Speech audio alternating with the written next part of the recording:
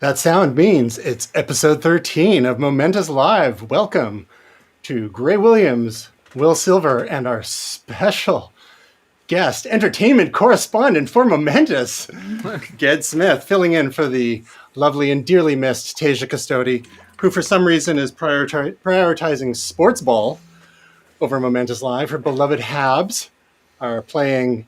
Ged, are they your beloved Leafs? Are you missing this game on purpose, or do you watch sports ball? I do watch sports ball when it comes to the playoffs, and unfortunately, her Habs are not playing very well at all. It was 3-0 for the Leafs at the end of the second, so you might need to check in with her at the end of this. Some counseling. Yeah, You felt confident just walking away from the game and being like, okay, we're fine here. She Yeah, might we got regret this. her choices, is what you're saying. well, she's a Habs fan. She's probably been regretting them for years. Luckily, she doesn't actually watch the show, so we can say whatever we want. We're not broadcasting to her YouTube this week. Yeah, fair. Exactly right. So, crazy week in crypto this week. Not solely responsible or solely due to our favorite nemesis, Elon Musk, but partly. Graham, what happened to the crypto markets this week? Oh gosh, there's so many things that people are saying as to what went on. There's a bit of theory that I guess a bunch of the hedge funds they've been shorting AMC, and now they're part of a short squeeze, so they're having to liquidate in order to be able to cover their debts, which really just sounds like a bunch of gangsters, which I guess the hedgies are. We're hearing like Elon went on Saturday Night Live, and there was the pump for Doge, and then suddenly we're gonna not take Bitcoin payments because it's not good for the environment. But really, what it came down to was what some people are saying is that Tesla wasn't actually able to implement a proper payment method for Bitcoin. Wow, what just like a ton of nonsense, really, and there was just a ton of value wiped out for a lot of folks out there, which is watching some of this happen. I know for myself, like I think I mentioned I'm invested in the Terra Luna ecosystem, which crashed from I think it was like $15 down to $3 something at one point, which it was a real stress test of some of the system there, and looking at this, there are people that were massively underwater. Right, there are some of these systems now that you can take out loans against collateral that you provided, and if you under collateralize your loan, it can be liquidated. And some of these folks were liquidated in an instant. It happened so quickly. So there's a lot going on, and like this is a little like looking at some of the financial crises that have happened over the last couple of years, and like what happened. Could be a lot of things right now. There's a lot of stuff going up in the air, and we're not even a week out. So being able to say what actually happened, tough to say. Well, with the ease of access to margin trading, you have people who are highly leveraged, from 5x, 10x, all the way up to 100x, so they can get liquidated so quickly, which causes rapid cascades and sell-offs throughout these various trading platforms. Now, again, a lot of people were pegging the news on Elon and with his initial comments about Tesla saying they're no longer going to accept Bitcoin after just a couple months ago saying they would accept Bitcoin. And of course, people were all excited about that. And he was citing the environmental concerns. Can you speak to that a little bit? What are the actual environmental concerns about Bitcoin, and are they actually justified? Well, yes and no. So basically the way that Bitcoin right now works is that it's a proof of work blockchain. And so what that means is essentially the transactional method for Bitcoin, this distributed ledger that is computed constantly, it takes computers to do that algorithmic work. And so in order to make those things accurate, all these computers have to be operating. And as basically Bitcoin has proceeded, the calculations have become more complex, right? They refer to it as the halvening every time this happens, where basically it becomes more difficult over a period of time. And so proof of work requires, again, high-power computing, and high-power computing requires electricity, and electricity requires that we are doing something to get that electricity. In a lot of cases, people are saying, well, we're burning dinosaur bones and whatnot in order to make this work. This is in comparison to other blockchains, which are proof of stake. And so even Ethereum right now is proof of work, but it's switching over to proof of stake soon, which basically uses validators to perform these verifications throughout the blockchain. So looking at this right now, There have been a lot of articles over the course of the last 2 or 3 years about the environmental impact of Bitcoin, how much energy it takes for Bitcoin to run. And some small countries use less energy than Bitcoin. And I think that's, where a lot of folks are looking at it going, okay, could this be more ecologically viable? And I think that's where Elon's comments came from. There's a negative impact of cryptocurrency mining. So the actual process, the proof of work, the mining process is not good. Is this, Elon saying that Bitcoin is not good to begin with? I think, he's basically pointing at this and going, are there other cryptocurrencies or are there other ways for this to work that were more ecological? And specifically right now, I think today he was meeting with a mining coalition here in North America, looking at ways to reduce the environmental impact of this. So while, his comments may or may not have been part of this tumble downwards, for a lot of folks out there who are looking at this and looking at the environmental impact, I think it's actually very important for us to be moving forward to a point where cryptocurrency mining is actually not as detrimental to the environment.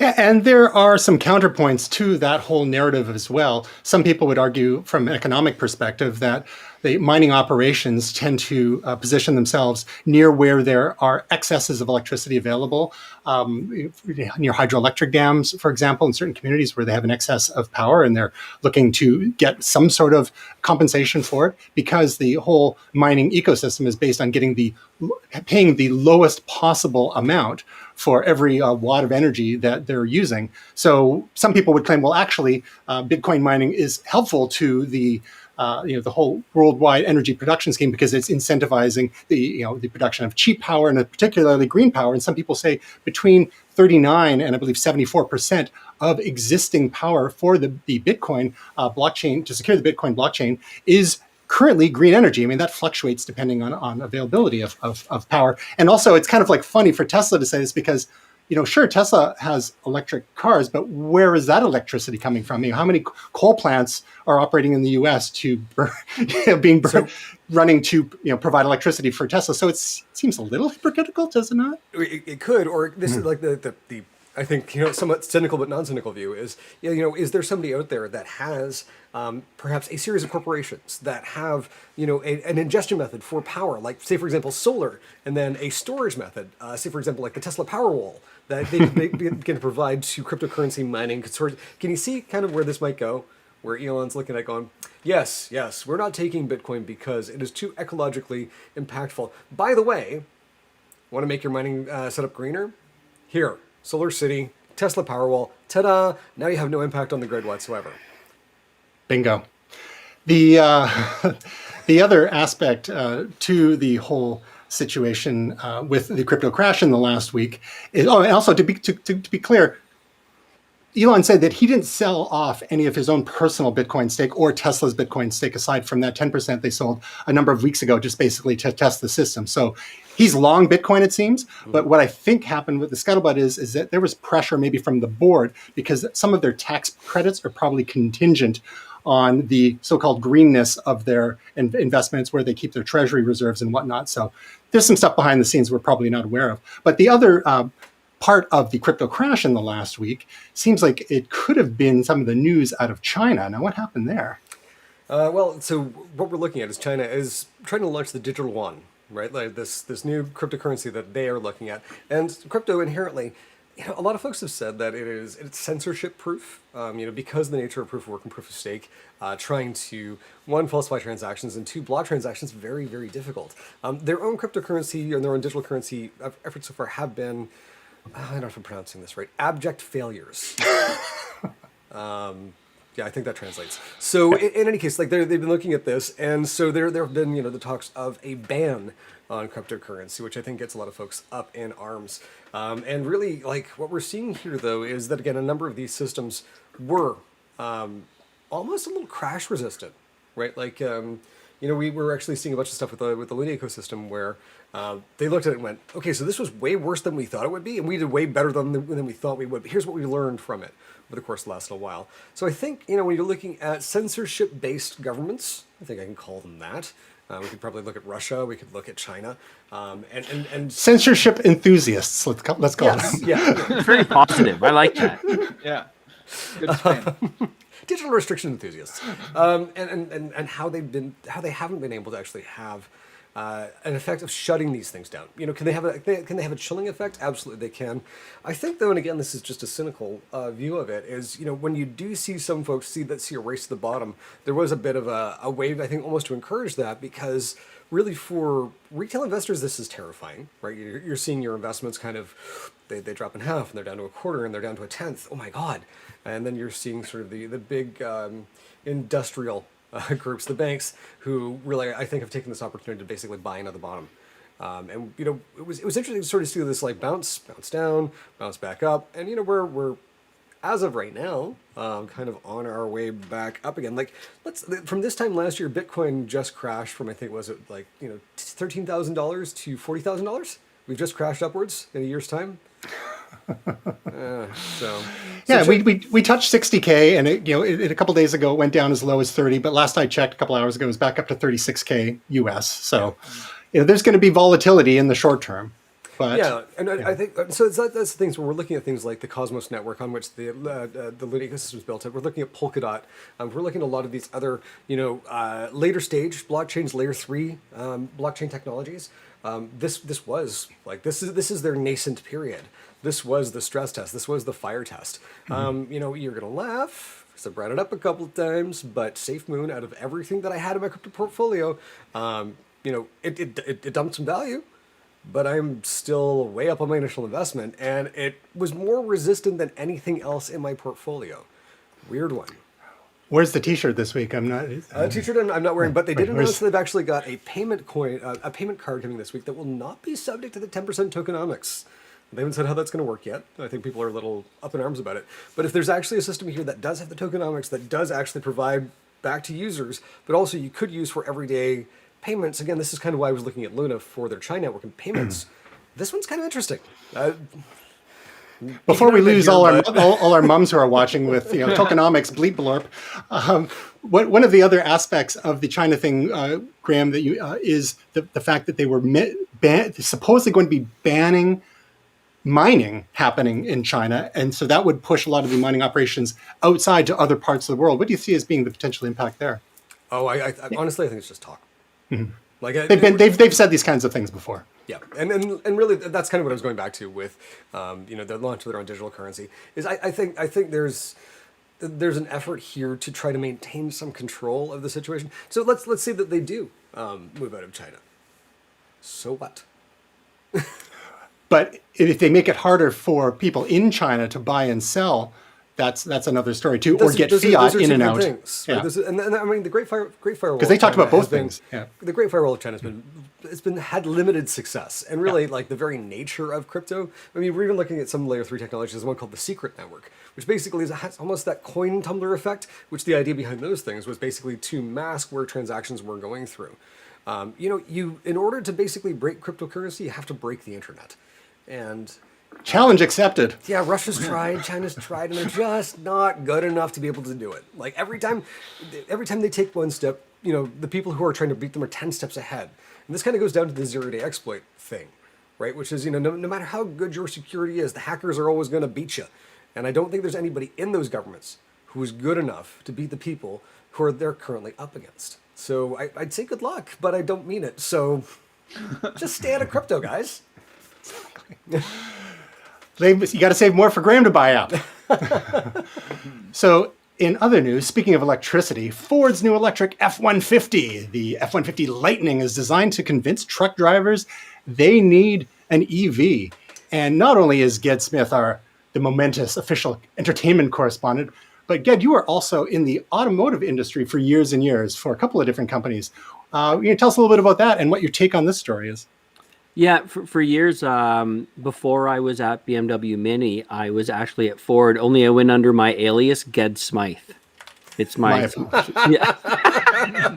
Well, maybe if you invest in an E to my put at the end of greatest your friend name. in the entire world, Tristan Gerudius. Yeah, So, I worked. seriously, I'll do and stick it at the end so we know how to pronounce it.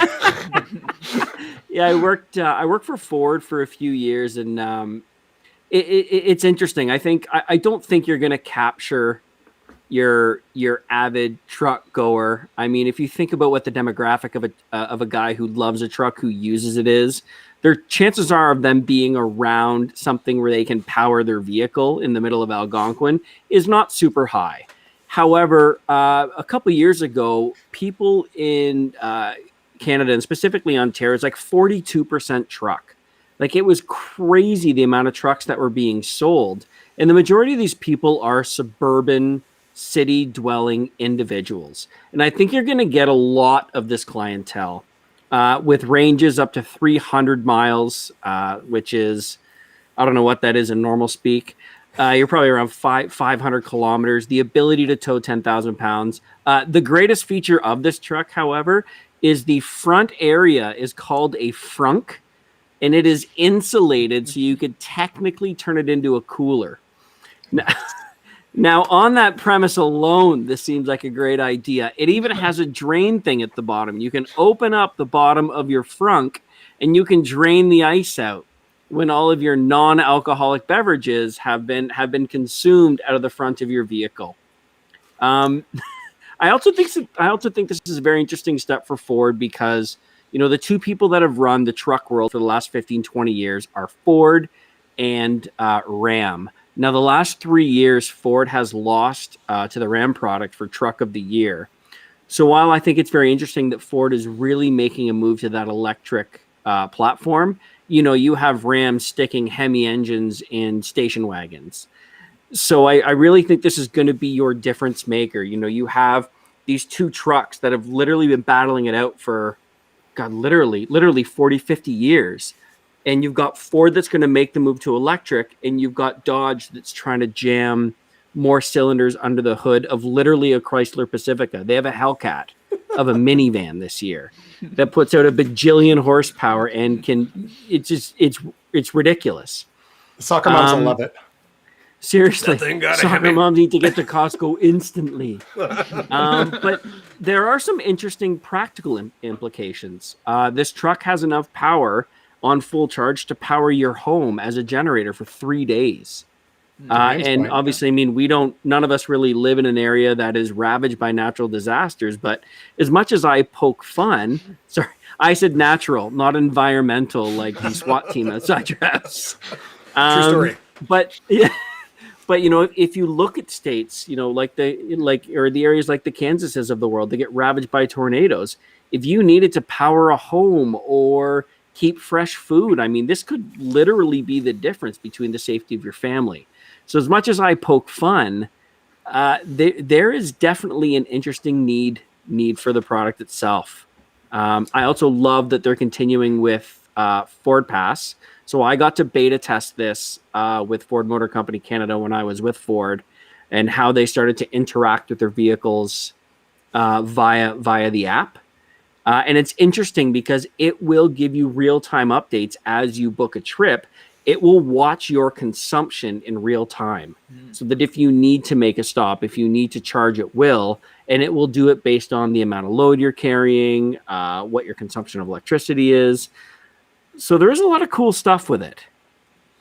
Speaking of charging at will, what do you think of a truck like this that actually looks like a truck? Ford actually addressing the majority of the market that might want a truck that looks like a truck for, say, as low as $30K US versus the Cybertruck, if and when that ever comes out, for supposedly under 40K US. Would you like a truck that looks like a truck, or do you want something that looks like it's out of Blade Runner 2049? Yeah, this is a tough one for me. I've sort of said this before. I mean, I actually love the look of the Cybertruck because, I'm all about the cyberpunk future kind of stuff. But having said that, I think I've expressed to you guys in the past about electric cars, like particularly things like the BMW i5 and the i3. I always think that you're not really going to capture, a mass amount of people by creating something that looks like the Jetsons or something. It's just not realistic in some ways. I mean, I think you'll romance a few people, you'll catch some attention, but long term, it's just not practical. It's not what most of the general public is used to. And I think it's good to have options. I think it's nice to have this that actually looks like a real truck. So people that, aren't all on board, like probably most of us are for the Cybertruck. Or, I mean, I like the look, and I think Gray, you like the look. But you know, I think for the average, person who's like my family in Newfoundland, who swear by trucks, who use them for hunting and construction work and things like that, they're not going to want a Cybertruck. They're just not going to want that. So, so I think it's good to have options in the market, and I like, it's cool to have these futuristic ideas, but there's also a practical design, tried, trusted, and true, right? Graham, now I don't want to call out Tesla here, but didn't they say they were going to build the Tesla Model 3 for $35,000? If you think there's any way on God's beautiful green earth you're going to buy a Tesla Cybertruck for anything less than six figures, there's absolutely no way. I mean, you got to hand it to Ford. They're at least going to hit this price point. If you want a decently equipped electric truck, which I very much plan on doing a review of as soon as they land, you're going to be able to spend $65,000 on it loaded. You're not going to be able to get a Cybertruck for under $120. I don't care what Elon Musk smoked and got on a stage and said he was going to sell it for. There's no way. Well, they're saying $70,000 US, which is you're brushing up against $100,000 that's for the tri-motor all-wheel drive. Now, I mean, is that with or without tires? It's with tires, but no cup holders. Okay. How about the bulletproof glass? You still get the bulletproof glass? It's not bowling ball resistant, however. Well, that's. I mean, personally, I'm looking at this thing, and I think it's great. I mean, we've started looking at a truck of some sort. I actually have the deposit down on a Cybertruck.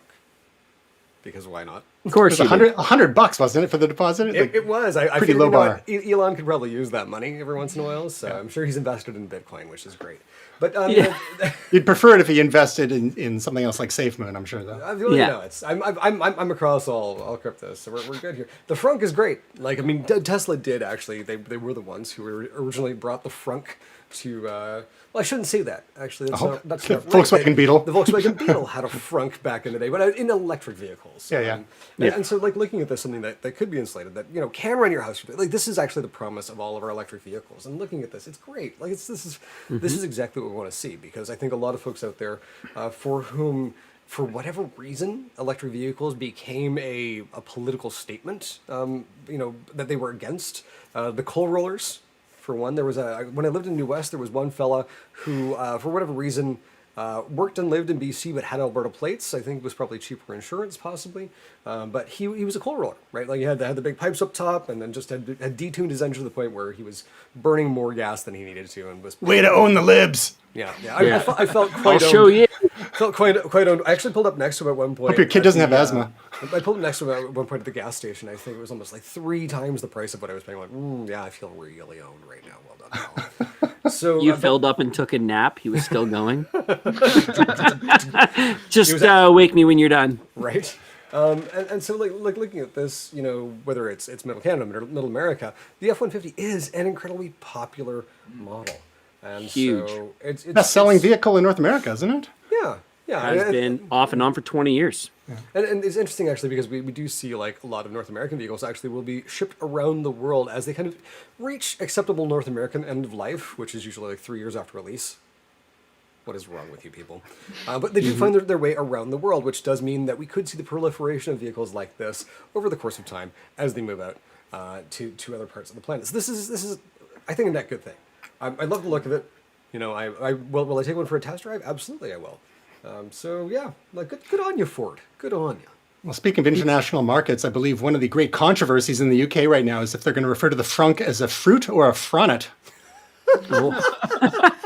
That is not where I thought you were going with that, but okay. I was going to say, oftentimes you'll see overseas, especially in the European market, everyone is still on diesel. So F-150 didn't come out with a diesel F-150 until 2019, if I'm not mistaken. So that battle over normal petrol or diesel can kind of come to a halt. And, Graham, you just mentioned it about, the 3 years or 2.7 is the actual statistical time now where people move on from a vehicle. When you see these being distributed around the globe, you're not going to have to worry about the idea of is it diesel or is it regular gas. I mean, electric is going to be that universal option, assuming you have the infrastructure to be able to charge it, right? Thankfully, it's not AC or DC. It's just plug the goddamn thing in. So, So, get in your time in the auto industry for both Ford and BMW Mini, and I know you've got slightly different demographics there. What was the real world demand on the ground from customers for EVs, or whether they were plug-in hybrids, regular hybrids, or full-on battery electric vehicles? What was the talk from regular folks? Well, it was interesting because they were two very different demographics. I mean, in the BMW Mini world, there was a very growing number of people that felt like it was a good idea. They didn't know why it was a good idea, but they felt like it was a good idea. And the dealership I was at didn't become EV certified until January 1, 2019, when BMW mandated that all dealerships will be EV certified because of the new stuff coming, like the iX, which will be the all-wheel drive, fully electric. It'll be slightly smaller than a BMW X3. It's going to be on the same platform as the new Countryman coming out in 2023. You're going to see the i4 coming, which is going to look like the new Series 4 with that big kidney grille. And it's rumored to have 450 kilometers of full electric range. So you're seeing it broaden out. I mean, my niche market was in the Mini world, but I would say it grew from 5 or 10% to, I would say, at least one out of every 4 clients would inquire and inquire seriously. We had clients that had deposits on vehicles that were literally in inception. That were just coming. I don't think BMW is going to be satisfied until the entire car is basically a kidney grill at this point. I mean, they're just getting to ridiculous proportions. I'm not sure what's going on. They are getting large. I must admit, I don't mind them. It's like the old saying goes: half the population complains that nothing ever changes, and then the other half of the population complains because you changed it and now it looks ugly. I mean, I think it looks good. I love the lineup that's coming out. The Mini world is going to have a fully electric option in every single vehicle by 2026. Not to say they won't offer a gas option, but you will have an option in both Mini and, if I'm not mistaken, BMW by 2026. So you want to buy a 5 Series electric? No problem. You want to buy an M5 at 600 horsepower? Get at it. You're going to be able to choose, right? Well, we've got a Mini owner here in the form of Gray, but Will, you've been a BMW driver for a number of years. What's your appetite for an electric Beamer?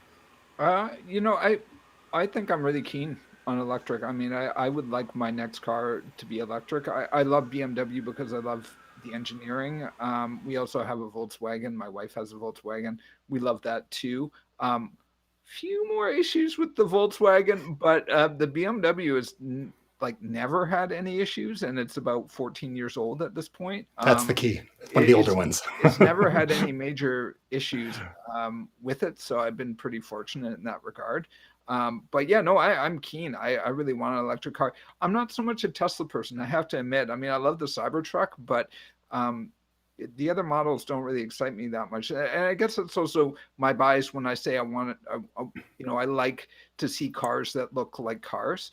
And I love that Ford partly because it is a Ford F-150, but it feels a little different. They have changed some things. It's not a straight Ford 150. So I love that sort of aspect of going to it, not sort of like, let's reinvent a car like we never knew what they looked like before, and it sort of looks like some sort of futuristic projectile or something. Come on, now, let's look at we saw the DeLorean come out. There was like the Fiero. Like we've seen these wedge-shaped cars before. So good. Mm-hmm. Yeah. Like, why that F-150? That F-150 goes 0 to 60 in 4.5 seconds. You better secure that Costco load. No joke. Put it 4.5 seconds. Oh my God. Having said that, I was just watching a Jay Leno's Garage on a Lamborghini or Countach, and I was just like, oh man, I used to love those cars when I was a kid, and they did look like space vehicles, like something like Mork from Ork came in on that, or something like that. So He came in on an egg. Let's be clear. Yes, More, I he was know. about the very organic shapes. Yes. But I think it's a everyone's welcome to their opinion. I would like a BMW that looks more like a BMW than, say, an i3. I love i5. I love the i3. The i5, I wouldn't drive one of those myself, but that's just my personal opinion. I'd like it to look more like a 3 Series or a 5 Series. So hang on, let's just so we're clear. The i3 is the little one that looks pretty different. Is the i5 out yet? Because we actually got to drive an i8 at CES a few years ago, and that was a hybrid. And that was you crammed in the back seat with Graham in the front. That was a lot of fun. Sorry, I meant the i8. I like the i8, but the i8's killer. The i3. Get, have you heard if is there an i5 on the horizon? No, I think they're going to go even numbers. So you're going to have an i4. And then they're either going to they're looking at either jumping from to 5 Series or maybe all the way to 8 in a Grand Touring. But Gotcha. So because of North America, they're going to. Yeah. Sorry, I was going to say, because of North America, they're going to focus on a lot of SUVs. So you're going to see the iX, you're going to see a larger SUV. The Mini counterpart's going to come out in a full electric. They've also purchased the name for Traveler, which they kind of left in the 70s.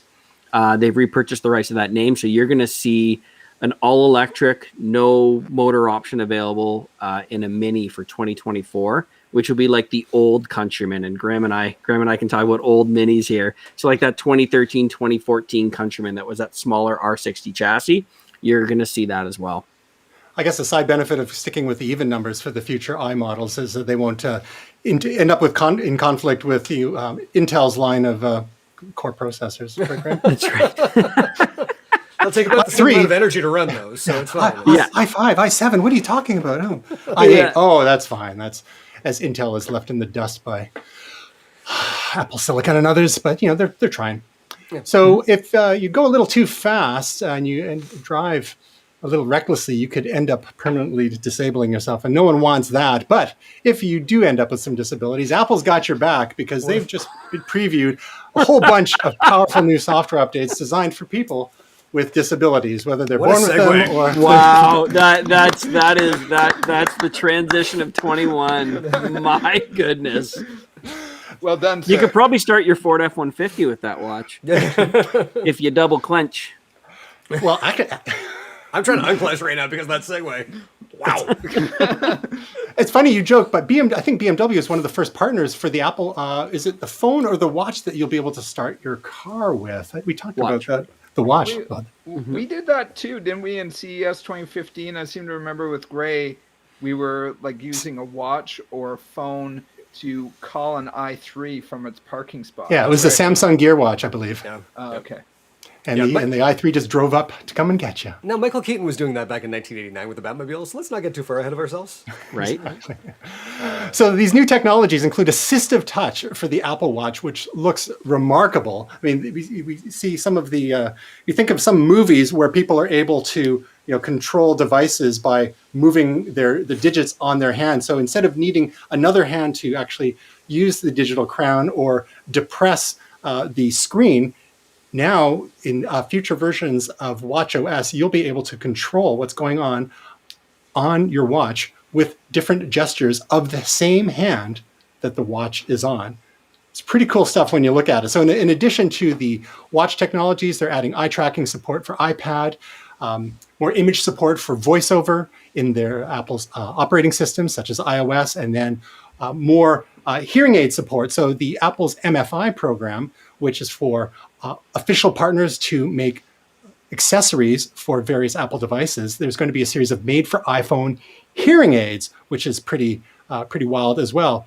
Graham, any thoughts on some of this? You've had some exposure and some experience with the world of the deaf, for example, and some of us here may have had other exposure with people with disabilities. What are your thoughts on Apple's developments here?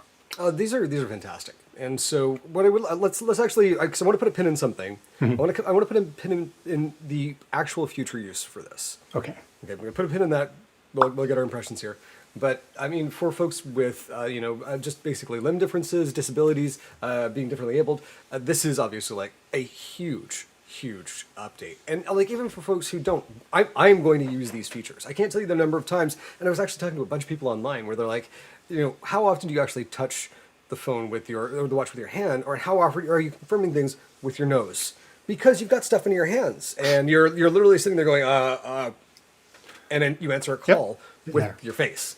And so being able to do this is a much more elegant solution. And obviously, say for example, you could not raise your arm above your shoulder, you're not doing this anyway. So that's a really great option. Looking at some of how these things work, Microsoft, it was about 2 years ago, started to look at how people were interacting with the Xbox. And they actually completely opened up the access to the input on the Xbox. And there have been some incredible advances in controller technologies since that time.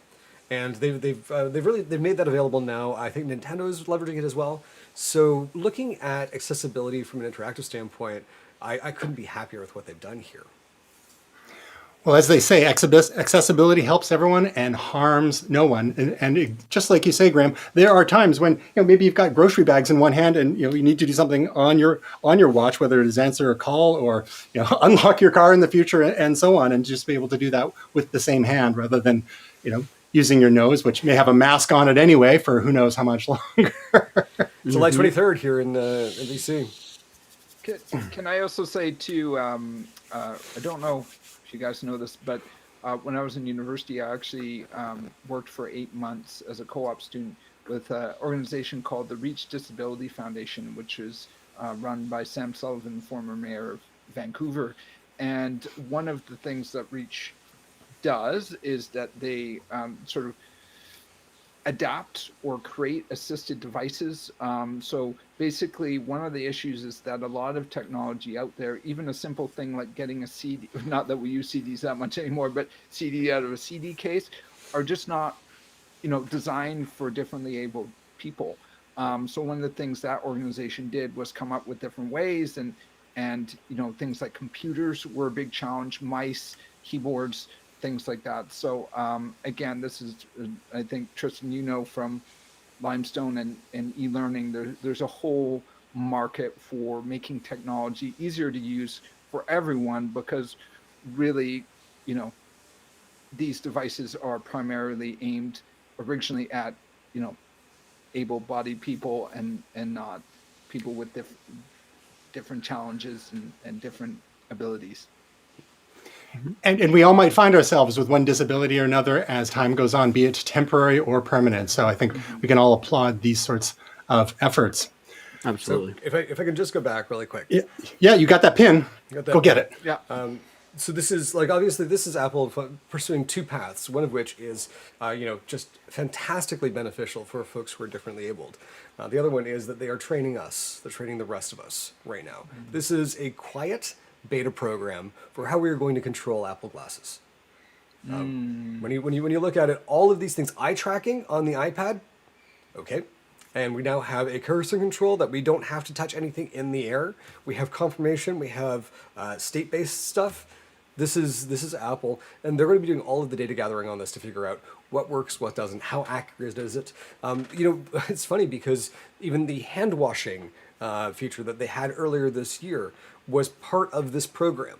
It was looking at people and how they were interacting with this. When you think about how your watch is able to register the sound and the motion of it, and when it didn't, and also when you were doing other things and it was asking you, are you washing your hands? They were gathering data. It's all anonymized data. Like, this is not invading anyone's privacy. But this is Apple doing what they do best, which is taking how people use their products and figuring out how they're going to use the next one. I have to say too, the other thing that jumped to my attention, and those are great points, Gray, and obviously there's great things all around here. The other thing that jumped out at me, and this is maybe my personal bias, being a web designer, eye tracking. Oh, I'd like to look at the data of where people look on a website and what elements they look at. I mean, there's a whole use case for that I know is far down the line of what they would use these things for, or Apple glasses, but I would love to be able to strap glasses on people's head and see what they look at and how they interact with a website or design. It's funny that you mentioned that, because I actually went down to Washington State, to Bellevue, and was at Valve Software as they were working on the next generation of Portal 2 DLC when the game first came out. And so my former partner and I were there, and they had us sit at these workstations that had cameras all over us, and they could actually see where we were looking. We went down to look at it later. They could see the heat maps of what caught our attention, when things happened, when things were triggering cues. It was a very cool way to look at it. So that is possible. I mean, like, looking at this right now, I mean, what I'd love to see which iPad it goes back to see the quality of the camera, to see what's required to be able to do this, and what kind of processing overhead is it using at that time. But what an incredible feature. Like, just, you know, you're thinking now, because even in video games, we're looking at this. You know, Cloud Imperium Games, run by Chris Roberts, the guy who came up with Wing Commander. He's got a new game out. Well, new game. It's been 10 years he's been working on this thing, Star Citizen. But it has eye tracking built in. I think Star Wars Rogue Squadron has eye tracking built in. So all of these technologies are starting to coalesce. You know, I mentioned Xbox earlier. Like, gaming is sort of this way into accessibility for a lot of people. So it's great to see these technologies, again, kind of coalescing into something that's beneficial for everybody for a variety of different reasons. Well said. I'm still waiting for the Wing Commander movie sequel, by the way. Mark Hamill for life. Whoop, whoop. Where's John Rhys Davies? We need him back. So the second half that was actually Wing Commander 3. You're talking about the Freddie Prinze Jr. one. So the second half of today's episode of Momentous Live is largely going to be concerned with a lot of fun, geeky entertainment news. But before we get into the fun stuff, get that would be a good idea to bring the room down a notch with a terrible story about the latest Zack Snyder Netflix movie called Army of the Dead, and what changes were made to get that onto the small screen. Yeah, so obviously, I mean, streaming is kind of the way the world works now. And they had shot this movie quite some time ago, and the role of the pilot was played by a comedian called Chris D'Elia. I mean, I've known kind of who the comedian was for a while. He's a funny guy. He's very, very off color, but he's rather entertaining. Chris D'Elia is in some hot water, to say the least. He's involved in a scandal involving people of non-consensual age and inappropriate misconduct. So Netflix approached Zack and Deborah Snyder and basically offered to foot the bill if they would edit him out of the final cut. So they substituted in Tig Notaro, who has been on Star Trek Discovery, as Graham reminded me at the beginning of the segment. And they basically went back and edited out everything he was in to put this other character in. And I think that as much as this is a negative story, I don't want to dwell too much on what Chris D'Elia is in the middle of, because obviously I don't have all the details, and I'm sure there's enough speculation to go around to choke a horse, an age-appropriate one. I think the important thing here is that streaming services obviously have been under a lot of heat. Well, not necessarily a lot of heat, but they've garnered a lot of attention for how they've been profitable over the last couple of years. During the pandemic, struggling studios are turning to them to release new movies, which I know we're going to talk about pretty soon. But the fact that Netflix was willing to walk to Zack and Deborah Snyder and say, look, we'll pay the exorbitant millions of dollars, just so you can digitally remove this one person and put someone else in there. I think that says a lot for making sure that people are kind of staying above board. I mean, the world is very, very vigilant right now.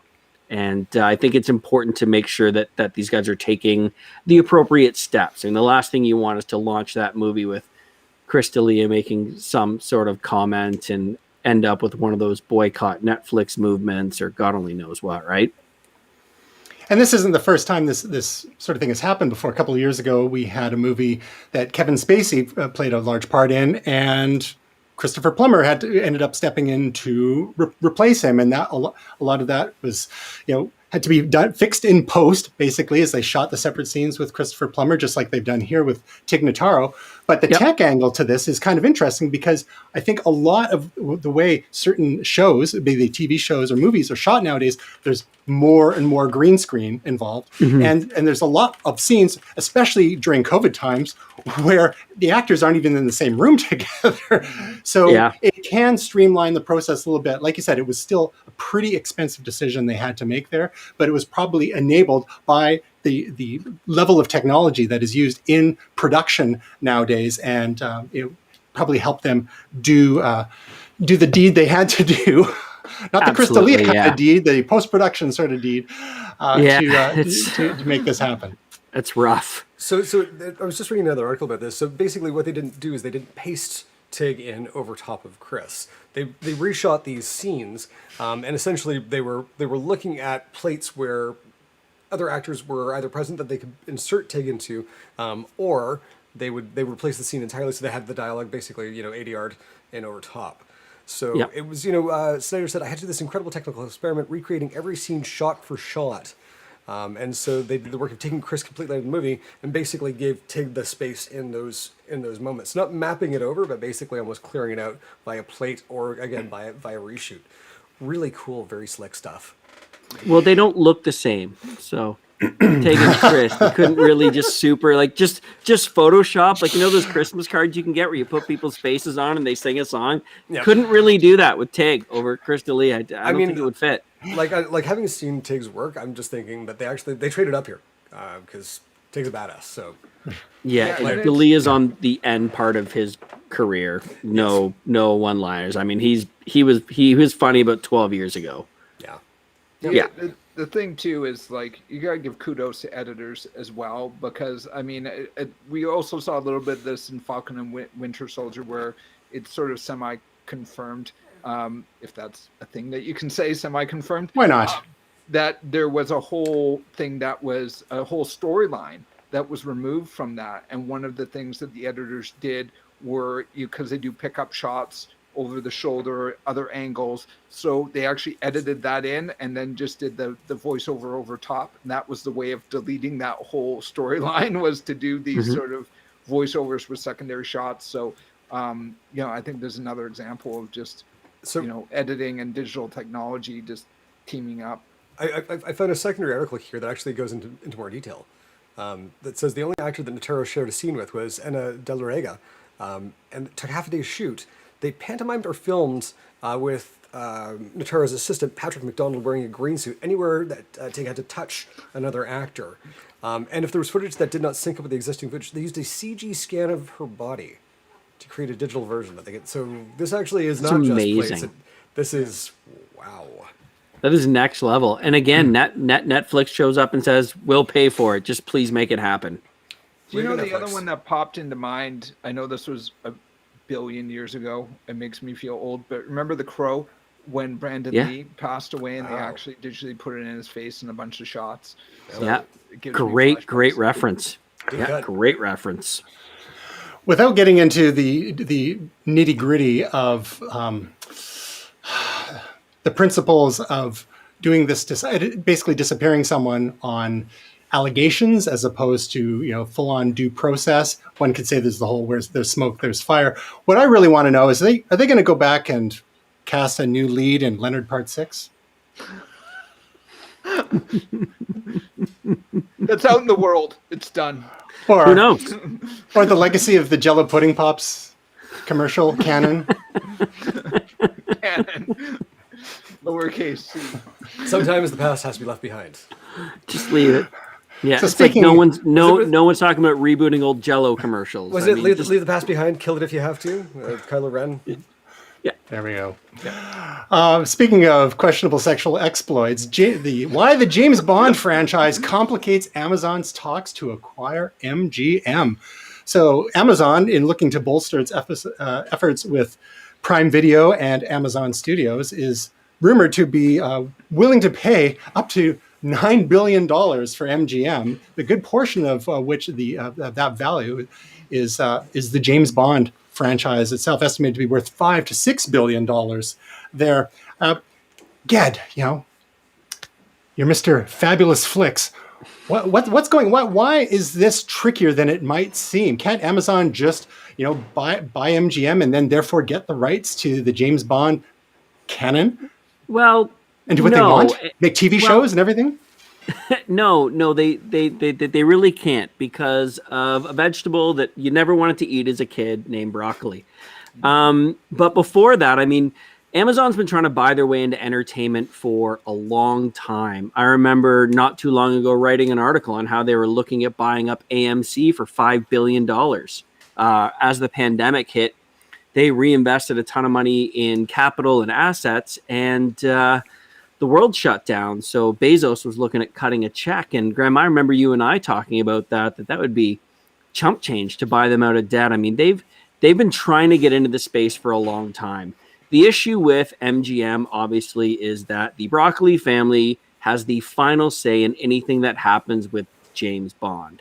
Now, when you're dealing with people at Amazon, there's obviously some pretty strong individuals there, and then you have this family. And I'm not even sure. I don't know if anyone else has some insights as to how involved in this franchise they really are. But there's a son and a half sister that literally have to sign off on everything.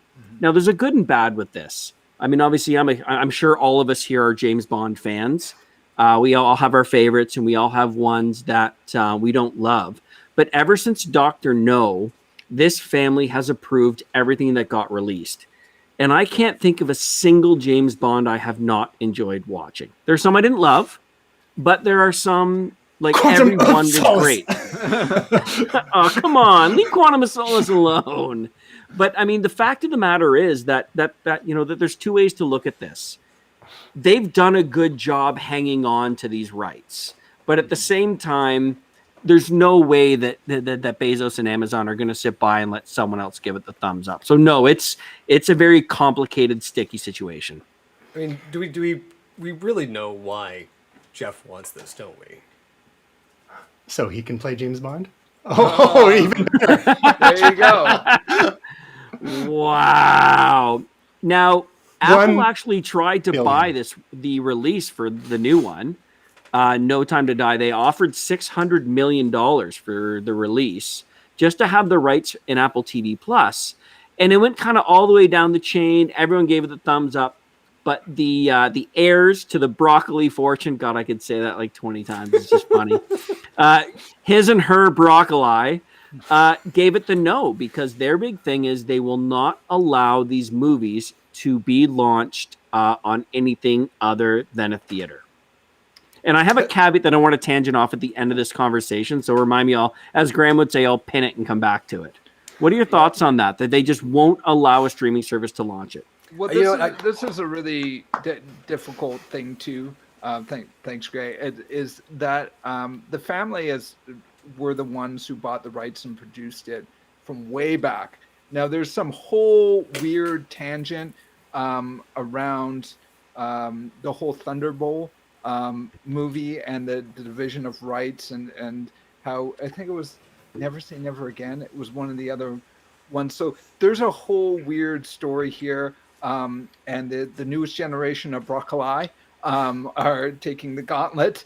But I think there's a very complicated story here about how they have been so controlling because some of the problems that have had along the way. Now, having said that, this is an interesting sort of clash of heads between a family who's controlled the rights of this franchise since the 60s and between the new Emperor, Dr. Evil. So I mean, I think it's very fascinating. If anything, they should make a Netflix series about it. And it really, I think the big thing is that it really speaks to the generational gap between a big movie is supposed to be launched in theater. And I never thought in a million years I would ever be the person to say, no, it doesn't. Because, Graham, you and I have known each other for 18 years now. I mean, we are movie theater people, but there is a changing of the tide. And I think that obviously that's going to be a huge roadblock when it comes to the family of green broccoli in moving this forward. And to be honest, I don't see it happening. even though they're willing to pay $3 billion more than MGM is worth, because their value is actually set at $6 billion. So they're offering a huge incentive to purchase MGM. I just don't see it happening. Yeah, and that's the thing, is there may actually be a deal here that does perhaps split them out. The last time that we saw something like this, to your point, actually was Casino Royale in 1967, because Charles Feldman had acquired the rights back in 1960, basically because the Broccolis had not been able to come to a deal on it. And so, I think they kind of closed the loop on that, and again, kind of tightened their grip on it with Casino Royale launching with our most recent very handsome blonde Bond. But looking at this right now, it's a bit of a tragedy, right? Like this is like the consolidation of rights, not through the author, but through a production company. And this idea of, we're seeing this to a certain degree as well with characters like Sherlock Holmes. We saw Enola Holmes come out on Netflix, and there was this moment here where Sherlock showing emotion was actually deemed to be still under copyright, because he wasn't very much of an emotional character until the later books, but in the beginning books he was very stoic. And so when you take a look at Superman's performance as Sherlock Holmes, it's really going down the Witcher hole here, but that was actually considered to be not copyright at this point. So the tragedy here is, like these franchises age, right? And as people who love entertainment, we love to see these things go on and be something fantastic. And it does feel like sometimes they do begin to stagnate. So I'm looking at the Bond franchise right now, and even Daniel Craig is looking at it going, I think they had to almost drag him kicking and screaming back in. The idea that we might have a Bond next time around who's not Caucasian. At least it's something interesting and something different, and you might have a fantastic actor like Idris Elba who's not going to do it. Somebody else probably will, but it's changing it up a little bit. The thing that I look at is, and this is kind of where we've seen other series go, which is we don't get the opportunity to see things like the Netflix Moneypenny series, where we focus on the world of James Bond from somebody else's point of view. Henchman, it's a one-shot episode, 10 minutes long, and it's really tragic. Wrong place, wrong time. I think there's Right? also something interesting too in the fact that there's a whole story about how particularly the daughter, I forget her name in particular, one of the Broccoli,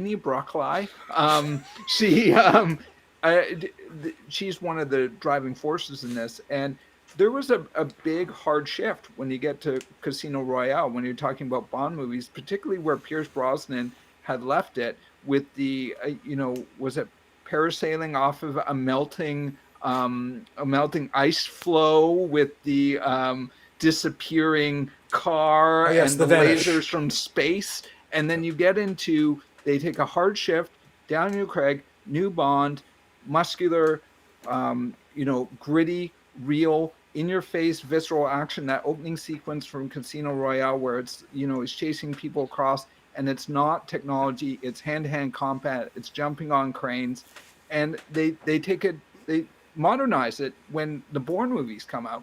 So they also maybe have some invested in this franchise, and I agree with all of you, it's getting a little stale at this point. We're about 4 or 5 movies into Daniel Craig. We could use some freshening up, some zhuzhing up. But the fact that they were able to revitalize this brand that's almost 6 years old at this point, or getting close to that. I mean, it was amazing 10 years ago when they were able to do that. So I think maybe they take some ownership, and that's part of their iron control, but they did do something great with it. So it's a family legacy to a certain extent. Well, all I can say is that if you come to a dark room and someone offers you a chair with no seat in it, just run away as fast as you possibly can. And the one point before we leave this, kind of the thing I wanted to grab back is I think that like everyone needs to jump off the stigma that you can't have a major movie that doesn't show up on screen. So like, I don't know if you guys have watched them, but Greenland came out a short time ago with Gerard Butler and Marina Baccarin. That movie was absolutely amazing. The director of that did Angel Has Fallen. Without Remorse, Michael B. Jordan just came out. That was directed by, who was that again? Stefano Salima, who did Sicario 2, who looked like he got really drunk and watched every Christopher Nolan movie and then directed this one, only turned the vocals up. It's literally like watching Tenet The Dark Knight Rises and a little bit of Inception, only it's Michael B. Jordan watered down with no shirt on, which makes me feel bad when I'm snacking and drinking wine watching it. But the point of the story is like these are amazing, large budget, incredible movies that are coming out on streaming services known as Amazon Prime. And I don't know about you guys, honestly, but I'm blown away by the quality of the stuff coming. Even the simultaneous release ones. Like I paid $30 to watch Godzilla and King Kong. So did I. Happy to. Amazing. Yeah, and that's the thing. Is like, you know, I'll be happy to go back to the theater sometimes. Me too. But there are going to be days where the movie comes out and I'm just like, I just don't have other people in my life right now that I want to be around. Like, just no. I don't want the sticky floors. And you know what I'd love to do? I'd love to sit at home with my 75-inch, you know, HDR television and my Atmos surround sound and just annoy the hell out of my neighbors. That's what I want to do. Yeah, I struggle leaving when the launches come out at this point. That's not a whiteboard.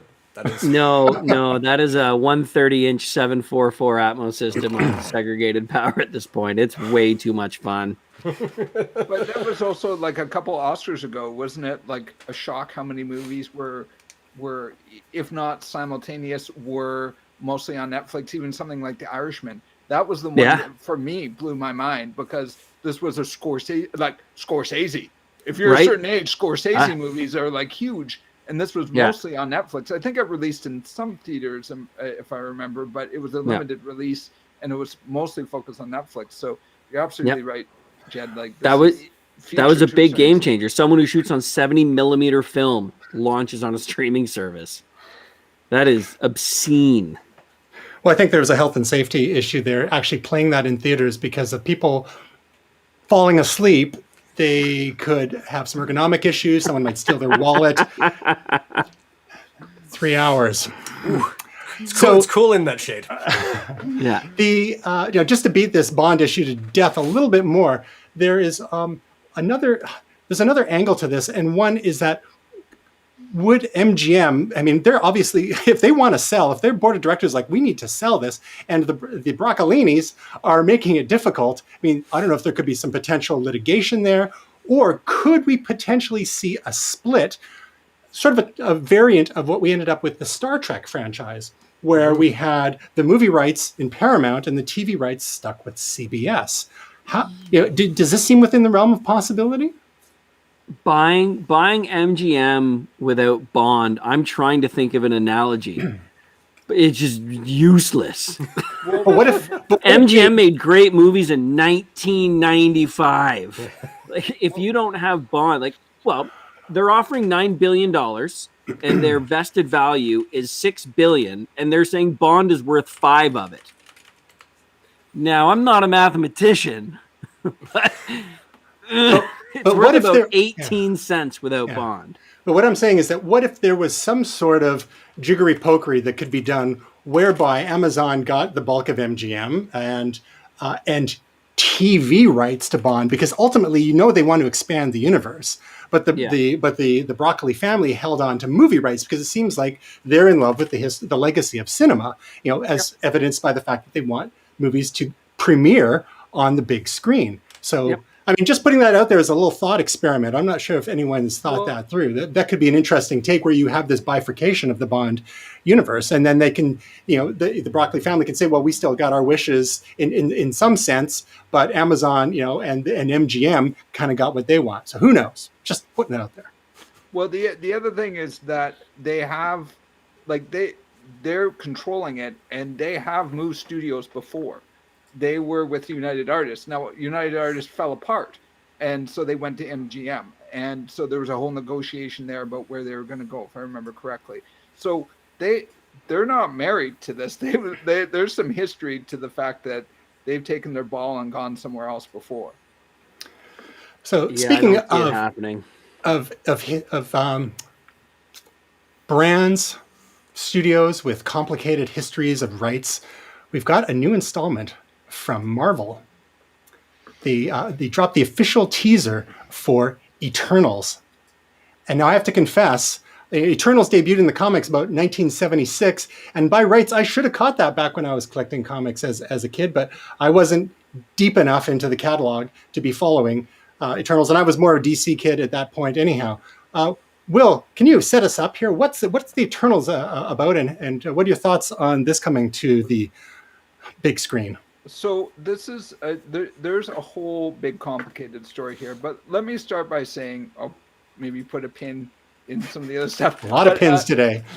I think just as an overview, this is a deep cut in Marvel world. They are sort of obscure characters. Now, Cersei has been part of the Avengers, but that was back in like the 70s or the 80s. They are not mainstream A-list or B-list or even C-list Marvel characters. Now, having said that, Marvel has done, the MCU has done amazing things about bringing more niche books like Guardians of the Galaxy. It's hard to think of that as niche now, but when the movie came out, they were not well known. Amongst comic book people, they were very popular, but people weren't carrying lunch boxes of Star-Lord in 2007. So, I mean, they've done amazing things before. I think the interesting thing here is how they tie it in. That I think there are some bigger things moving. There's some rumors about this is maybe how they bring mutants in or bring other things in. I feel like there's a reason why they're bringing in the Eternals at this point, because they are not mainstream Marvel characters by any stretch of the imagination. They're kind of obscure. Now, I kind of love the character design, partly because they're done by the master Jack Kirby. Him and Stan Lee are two of the absolute icons of the industry. And when I look at the Eternals, especially the original drawings, it's just Jack Kirby, Jack Kirby gone full Jack Kirby. So it brings joy to my heart to see the original artwork, but I'm looking forward to the movie, but I don't have a lot of hopes. It's sometimes good to have lowered expectations, but it is an obscure book, and it's going to be interesting to see what they do with it. And I think they have an opportunity here, because unlike Spider-Man or the X-Men or Captain America, there's maybe not a lot of expectations. They're not everyone's favorite characters, so maybe there's more room to do more things here. So what do you guys think? Well, I mean, the Eternals, I mean, we've met one of the most famous Eternals through the entire phases of the MCU, only they played on the other team, which was called the Deviants, and that was Thanos. Now, the Eternals originally were all humanoids, and they were the original protectors of Earth, and they were created by the Celestials. And I think you saw this a little bit in the second Guardians of the Galaxy movie, when you met Ego, who was our first Celestial, and then you meet the Grand Master and the Collector, who are some of the eldest beings in the galaxy. I can see why they've gone down this way. I think it's amazing, but I think you nailed it, Will. The beauty is, like Guardians, there's no expectations. No one has any pre-notions as to what each person's supposed to look like or what the expectations are for the character. I agree with you, man. I think it's awesome, and I think it will definitely tie in the next phase of MCU. And I think you bring up an interesting point there too, bringing up the Deviants, because there's a rumor that unlike the books, they're not going to be humanoids on Earth, that they're actually going to be aliens. So that's one of the rumors, especially about the opening shot. You see the ship coming in. So there's some rumors, there's some whispers that they might actually be more tied into Thanos. And it would be interesting. We don't know what this, we've only seen 2 minutes of footage, but it would be interesting if they try to tie it more into the MCU by tying it into Thanos and leading into some of that. And like I said, we've seen Ego and a few other, I think there was another Celestial in a scene. Very briefly, yeah. Very briefly, yeah. So be interesting if they tie it in and make it more aliens rather than augmented humans on Earth. Yeah, I mean, these are some of the oldest beings in the galaxy. If it starts with Celestials and then goes to Eternals, everything else falls after that. Sorry, Tristan. No, all I can say is that who's down for a 49-hour marathon at our local Cineplex before Eternals launches? Absolutely. Are you going to tell that epic story, Tristan? Another time. We're going long as it is. Another time. So we have a few other things we can just blast through here before our mums fall asleep. Will, this is another one from you. Avengers Campus merchandise revealed. What is Avengers Campus, and why should we care about all these So toys? this is so there's a couple of interesting things here. I'll try to sort of wrap it up quickly. But so Avengers Campus is basically the new Marvel land that's opening up in Disneyland's adjacent park, California Adventure, and basically they have a ride which is called Web, which is basically a Spider-Man experience where you have like a web shooter and it's 3D and you shoot some spiders that are escaping, some spider bots. So they have some actual spider bots that you can play with and challenge. The thing that kind of hit people a little bit the wrong way, some people, is that they released augmented shooters. So these shooters you get on the ride, we believe, or they may be through gesture, but these are shooters that you can buy separately and use on the ride. Now, some people are getting mad about it because it's almost like DLC, like horse armor, like you're paying for something extra and you're unlocking experiences. And they're about $65, these web shooters. So there's ones that Iron Man, Rescue, Ghost Spider. So some people are just mad that there's extra experience on this ride that you have to pay $65 for, and there's 4 different gauntlets, and so they're mad. Obviously, they're mad about that. Now, having said that, if you are mad about it, don't buy them.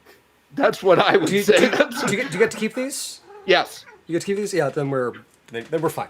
Like, yeah, but some people are mad in sort of just the idea of there being experiences that you don't get and you have to pay money for. Now, have they ever heard of DLC? Have they ever heard of some of these other things that have been well accepted? You can still go on the ride, being in California Adventure, in paying your ticket to get into the park.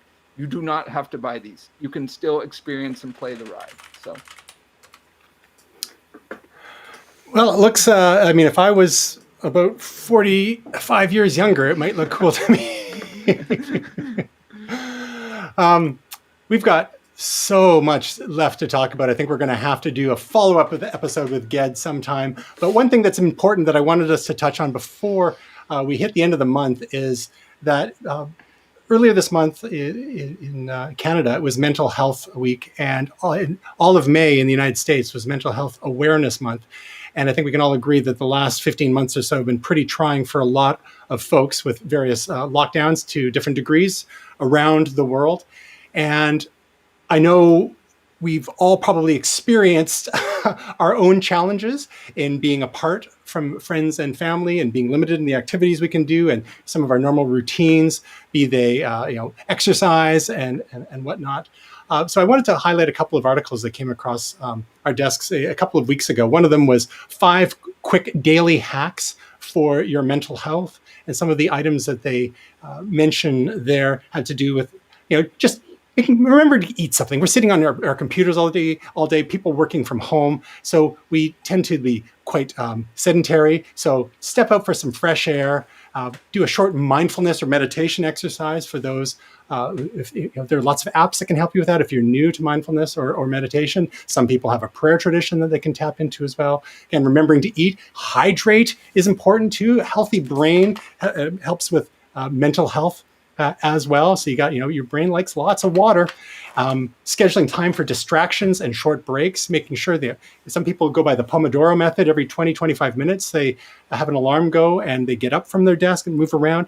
Other things that maybe not mentioned in this article, including just going outside and then staring into the sky, focusing on something that is a long ways away rather than right in front of you. So there's some physiological benefits to these, as well as the mental health side. And then, of course, short exercises that you can do during the day as well. And then there's another article that someone suggests actually getting rid of all the social media apps off of their phone once in a while, just totally deleting them and only adding them back as necessary to help you unwind, to help you detox from the dopamine hits that scrolling social media provides. You're looking for that little hit of excitement every once in a while and just clearing your mind. Now, the three of you, let's starting with Ged here. What have you done to, of these tips or other things have you done to try and keep your sanity during these unusual times over the last year and a bit? The one thing I did would probably be slightly unpopular. I actually turned off all alerts on my phone. So I found that, especially going into the pandemic and then over the last 15 months, I found that when I would hear the phone buzz and I would get an alert, there was an immediate neurological need to answer it, to see what was going on. And obviously that's years of being tied to these, right? So whether someone calls me, text messages me, sends me a Facebook message, my phone will not light up. There is only one app I carry on my phone that will have an alert or a notification sent. So if someone calls me and I don't pick up, it could be beside me and I don't answer it. And that what explains a lot that, about the last day talking to you. Okay, yeah. I don't feel so bad anymore. Yeah, and one thing I found is that my anxiety has dropped significantly. Like 20 years ago, 25 years ago, you couldn't get a hold of someone like that. There's no way that whatever you believe in intended for us to be on everybody else's beck and call. So I turned off all my notifications and alerts. And when I check my phone, I get back to people. And I'm no less productive. I'm exponentially more happy and I'm way more at ease. Makes a lot of sense. Just that whole stress and anxiety that some people feel when there's notification. Again, depending on someone's temperament as well. Sometimes people feel like when they get a notification or a text message that they automatically assume it's going to be bad news. And can you imagine what it's like? I lived in the car world for 10 years. Yeah. Like nothing will give you anxiety more than being in the car world when your phone buzzes.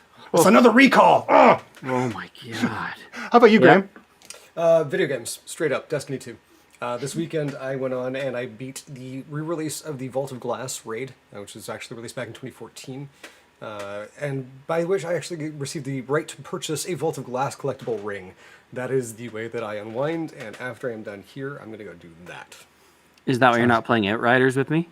I don't even know that there are other video games other than Destiny 2. There is Destiny 2, fair. There is only Destiny 2, there will only ever be Destiny 2. Fair. How about you, I love you dearly. I got 7 years invested here. All right, I guess I'm turning that on tonight then. Will, how have you been managing? Well, it has been a tough year for me personally. I know it's been tough for all of us, and I've struggled from time to time. A couple of the things that I try to do is I go for a walk in the morning before I do anything. So I have my coffee, I have some kitty time. Cat sits on my lap, I drink a coffee, then I go for a walk. Then I start whatever work that I'm going to do that day. I go for a walk at lunch. And then, depending on what's going on in my schedule, I actually book off half an hour during the day. It's usually a consistent time where I actually do some DJ scratching, some DJ practice, just for half an hour as a break. So for me, that helps keep my mental health.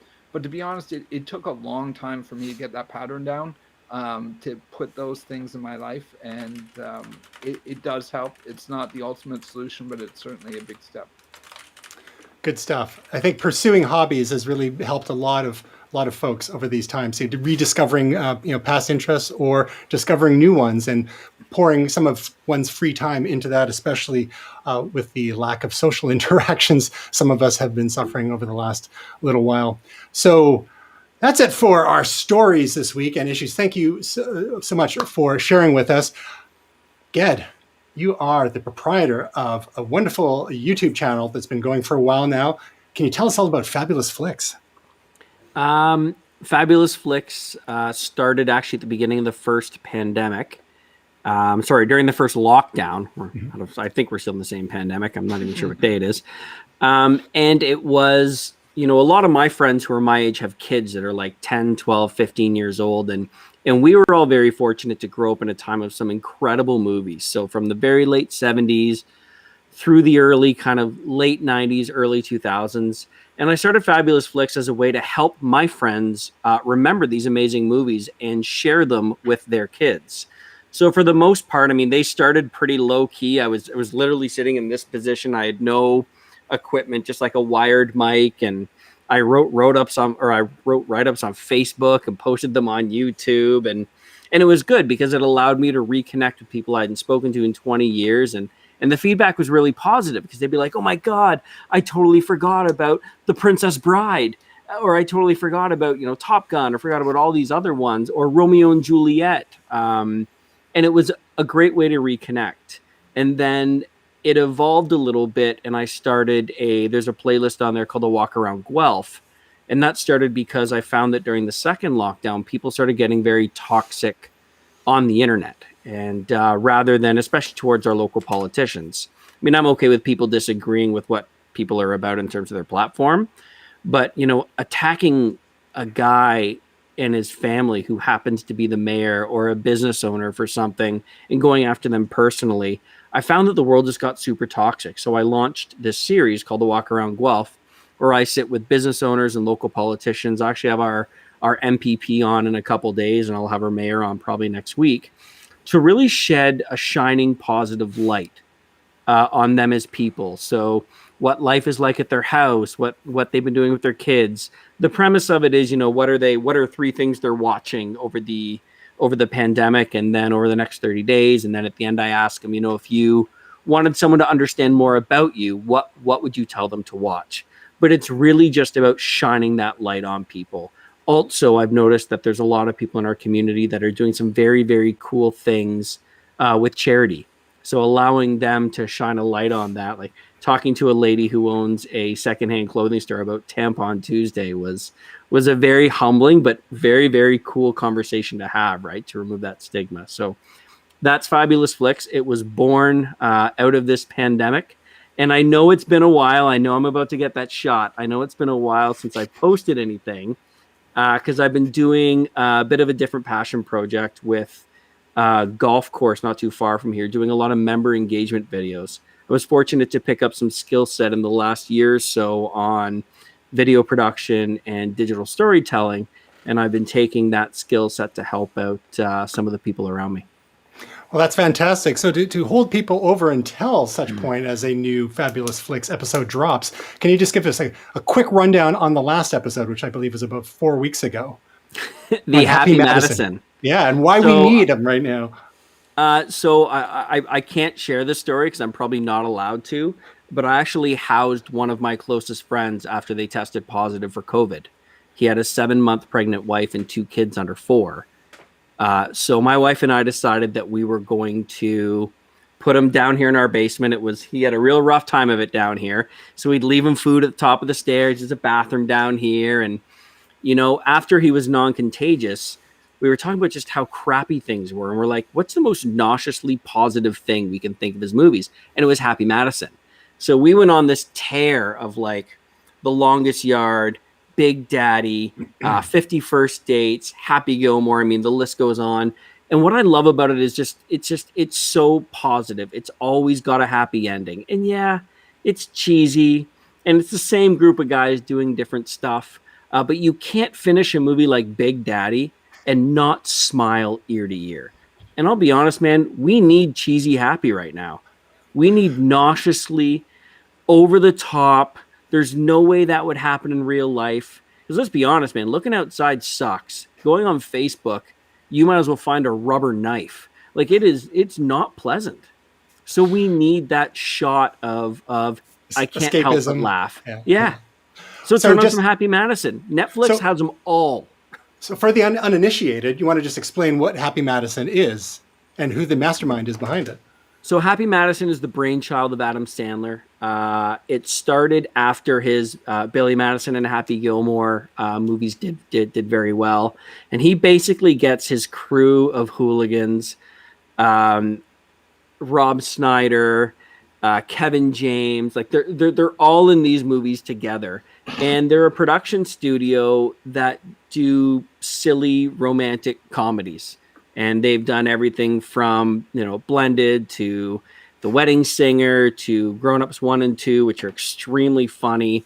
And they're just the same. Yeah, they're just the same group of silly guys. And apparently on set with them is just it's just hilarious. So that's who Happy Madison is. It's the brainchild of Adam Sandler, and it's just nauseously happy all the time. And that Netflix exclusive deal continues to pay dividends in terms of the number of movies that they've been cranking out over the last couple of years as well. Yeah, and I encourage everyone on this to to go back and watch a couple of movies you haven't watched in 10, 15 years. Stuff you loved when you were 20, like cheesy crap. You'd be amazed at how happy it makes you temporarily. I think Wedding Singer is definitely due for another rewatch as well. It's for Billy Idol alone in the end. Julia Gulia? So, Will, you've got a new thing that's happening this week. Tell us, what's AFTN? Yeah, so AFTN, it's a podcast that I'm occasionally on. It stands for Away from the Numbers. It's a sports ball podcast, particularly the European football variety. Focuses mostly on the Whitecaps, CPL, which is the Canadian Premier League, and Canadian national team. This week, I'm going to be on an episode that's trivia.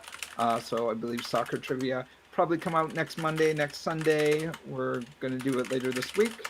So keep your eyes posted or peeled or what have you for that. Should be fun.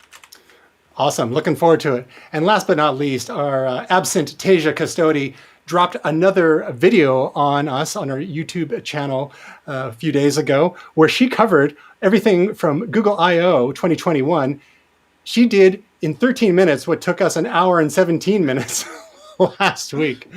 So if you don't have time to watch the tremendous episode of Momentous Live, where we covered all the Google I/O announcements, Tasia has a quick recap in 13 minutes, which is a good watch as well. And otherwise, that's it. Thank you, Gray Williams, Will Silver, and the fabulous Flix, fabulous Ged Smythe. Thank you so much for having me, guys. Really hope I can jump on again with you. It was wonderful to have you. And we'll see the rest of you next week.